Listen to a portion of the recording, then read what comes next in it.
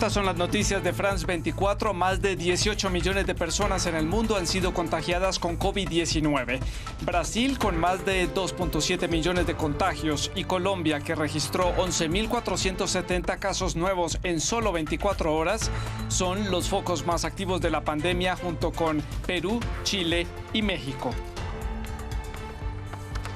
Como exitosa fue calificada la primera noche de toque de queda en la ciudad de Melbourne, en Australia. La medida impuesta por las autoridades locales busca mitigar el número de contagios de coronavirus en un segundo brote. Tenemos reporte desde esa ciudad capital del estado de Victoria. Y 2 años después, y sin la presencia de los familiares de las 43 víctimas que dejó el colapso del viaducto de la ciudad de Génova, en Italia, fue reinaugurada esta infraestructura sin escapar a la controversia. Al acto inaugural asistirá el presidente italiano Sergio Mattarella. Muy buenos días, bienvenidos a las noticias de France 24, nuevamente con ustedes para llevarles los principales hechos de América Latina y el mundo. Vamos a comenzar en Brasil. Este es el país latinoamericano con la mayor cantidad de casos de contagios de COVID-19. Allí hay preocupación ante el poco retroceso de las cifras en cuanto a los casos confirmados y a los fallecidos, y también a los recuperados, mientras que casi todos los estados están en pleno proceso de desescalamiento y retoma de las actividades económicas. Según el Ministerio de Salud de Brasil, contabilizan allí más de 2.7 millones de casos positivos de COVID-19. Los fallecidos llegan ya a los 94.104, mientras que los recuperados rondan los 2.062.876. São Paulo y Río de Janeiro siguen siendo los estados con la mayor incidencia de casos.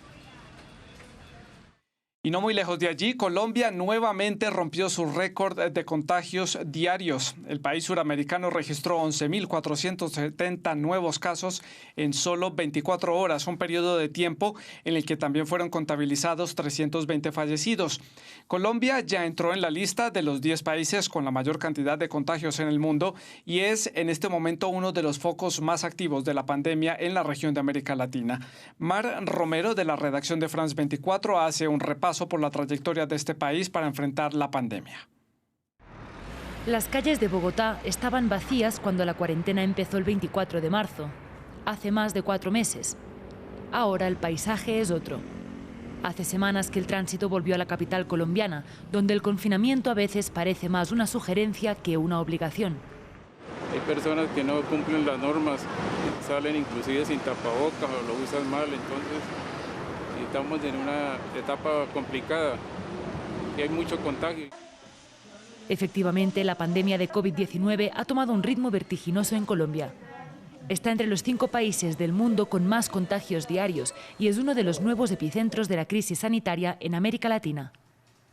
Al iniciar junio, el país ni siquiera alcanzaba los 1.000 fallecidos. En agosto, esta cifra ya se ha multiplicado por 10. Las medidas que se tomaron sirvieron para varias cosas. 1, quitarle velocidad exponencial a la pandemia.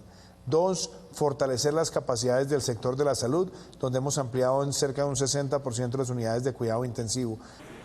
El gobierno colombiano ha sido felicitado por organismos internacionales por el manejo de la pandemia. Sin embargo, varios sectores de la sociedad critican que se priorizara la reapertura económica frente a la protección sanitaria, especialmente en los llamados días sin IVA o sin impuestos, celebrados en junio y julio, que provocaron aglomeraciones de personas en los centros comerciales, con el objetivo de incentivar las compras y la economía del país. También en las flexibilizaciones de la cuarentena, que actualmente permiten a grandes sectores de la población salir a trabajar. Se prevé que el PIB de Colombia caiga entre un 6 y un 8% debido a la pandemia. La ciudad de Melbourne, la segunda más importante de Australia, se prepara para la segunda noche bajo la medida de toque de queda impuesta para mitigar el número de contagios por COVID-19. Según las autoridades locales, la implementación de esta restricción de movilidad ha sido exitosa. Camilo Montoya, corresponsal de France 24 en Australia, nos da más detalles desde la ciudad capital del estado de Victoria. El balance de la primera noche con toque de queda para los 5 millones de habitantes del área metropolitana de Melbourne es positivo. Dicen las autoridades que la gran mayoría de personas respetó esta medida. La policía impuso 172 comparendos a personas que estaban, por ejemplo, reunidas, que estaban violando el toque de queda, y a otros que simplemente no llevaban su tapabocas, su máscara. Recordemos que quien viole el toque de queda debe pagar una multa de $1.600 australianos, equivalentes a $1.100 estadounidenses, y quien no porte máscara o tapabocas debe pagar una multa de $200 australianos, equivalentes a $140 estadounidenses. Entre tanto, el gobierno del estado de Victoria reportó que en las últimas 24 horas hubo 429 casos nuevos de COVID-19 en el estado. Eso quiere decir que en estos momentos hay 6.489 casos activos. También desde hoy el comercio no esencial ha cerrado sus puertas y se espera que en las próximas horas el premier del estado de Victoria, Daniel Andrews, anuncie nuevas medidas, sobre todo policivas, en cuanto a hacer cumplir este toque de queda que estará hasta el 13 de septiembre. Empieza entonces la segunda noche de toque de queda para quienes vivimos aquí en el área metropolitana de Melbourne. 2 años después de haber colapsado y haber dejado 43 muertos, fue reinaugurado el viaducto de la ciudad de Génova, en Italia, un símbolo de la infraestructura de esa ciudad y una de sus principales arterias viales. A la ceremonia asistirá el presidente italiano Sergio Mattarella, pero no asistirán los familiares de las víctimas.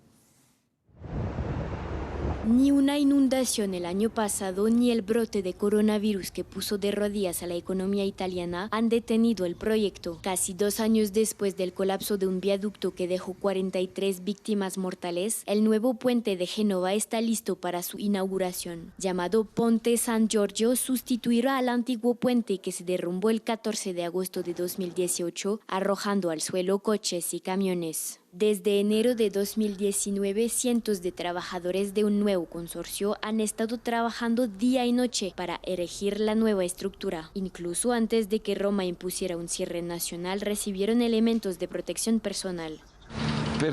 Gracias al trabajo de tanta gente aquí, este proyecto se está llevando a cabo muy rápidamente porque la autoridad pública ha cumplido con su deber. Quiero agradecer en particular a Renzo Piano, que tuvo la oportunidad de diseñar este hermoso puente y, entre otras cosas, lo hizo gratis. La ceremonia estará marcada por la ausencia de las familias de las víctimas, que se reunirán 10 días más tarde para conmemorar el 2º aniversario de la tragedia. Hablando con cualquier papá, obviamente no es que... Hablando con los padres, seguro que las antiguas columnas que han sido destruidas y las nuevas que se están construyendo nunca devolverán a la vida a los jóvenes que murieron, pero es un símbolo de la Italia que mira hacia el futuro. Son un símbolo de la Italia que guarda avanti. En un país donde aún esperan la reconstrucción de localidades como L'Aquila o Amatrice, afectadas por terremotos en 2006 y 2016, el levantamiento del nuevo puente en 16 meses ha sido calificado como un milagro. Y en otros temas, hay preocupación en la comunidad católica mundial por el estado de salud del Papa emérito Benedicto XVI, de 93 años, quien sufre una enfermedad infecciosa en su rostro y presenta una condición médica frágil.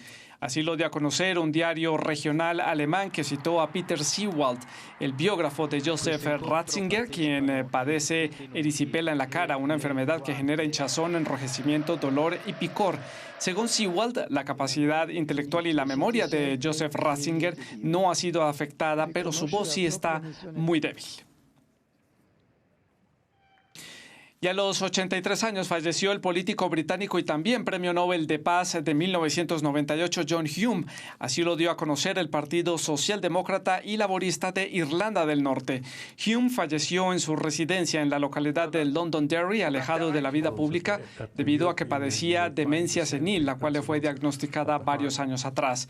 John Hume es considerado como uno de los artífices del autogobierno de Irlanda del Norte, después de un proceso de paz que tuvo como base una mesa de diálogo que él mismo lideró con Sinn Féin, el brazo político de IRA. Dicha negociación llevó a una tregua por parte del IRA y también facilitó los llamados acuerdos del Viernes Santo, que puso fin a la violencia sectaria en Irlanda del Norte. Y con esto llegamos al final de las noticias en France 24. Más información en la página web, france24.com, en las redes sociales y también en la app. Siga con nosotros. Feliz día.